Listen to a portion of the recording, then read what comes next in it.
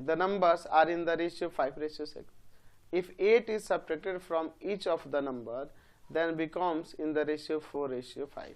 Find the numbers. क्या कह रहा है कि टू नंबर्स जिसका रेशियो दिया है 5:6.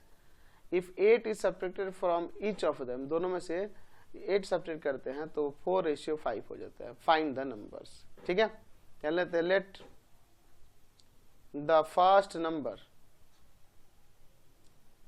नंबर इक्वल टू में, यहां पर क्या हो जाएगा, यहां पर हम ले लेंगे इक्वल टू में x and second number equal to में y. अकॉर्डिंग टू क्वेश्चन दोनों का रेशियो जो है 5:6 है. तो यहां से 6x इक्वल टू में 5y हो जाएगा, यानी कि 6x minus 5y equal to में 0. First equation. नाउ क्या कर रहा है कि अगर हम लोग इन दोनों के रेशियो में, दोनों में से 8 सब्ट्रैक्ट कर दें, ऊपर भी और नीचे भी, तो वो 4:5 हो जाता है उनका रेशियो. तो 5 इंटू में x माइनस का 8 इक्वल टू हो जाएगा 4 इंटू में y माइनस का 8. चलिए अब क्या हो जाएगा 5x माइनस का 40 इक्वल टू 4y माइनस का 42. इसको इस तरफ, तो 5x minus 4y equal to minus of 32 और प्लस का 40. तो 5x माइनस का 4y इक्वल टू में 8, ये इक्वेशन सेकेंड हो जाएगा. चलिए अब इसको सॉल्व करते हैं. एलिमिनेशन मेथड से करना, तो इसमें मल्टीप्लाई कर दीजिए आप 4 से और इसमें मल्टीप्लाई कर दीजिए 5 से, ताकि y के कोफिशिएंट सेम हो जाए. लेते हैं from equation first and second.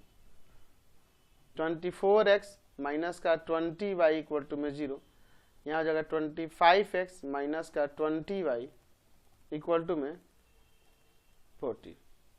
ठीक है, साइन चेंज करते हैं. ये cancel. Minus of x equal to minus of 40, यानी x का वैल्यू यहाँ से 40 आ गया.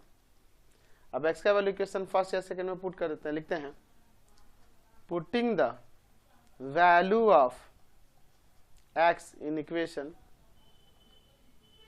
सेकेंड. तो 5x माइनस का 4y इक्वल टू में 8 है. हम लोग x के प्लेस पर यहाँ पर 40 रख देते हैं. तो 5 इंटू में 40 माइनस का 4y इक्वल टू में 8. तो ये 200 हो जाएगा माइनस का 4y इक्वल टू में 8, यानी कि माइनस का 4y इक्वल टू में 8 माइनस का 200.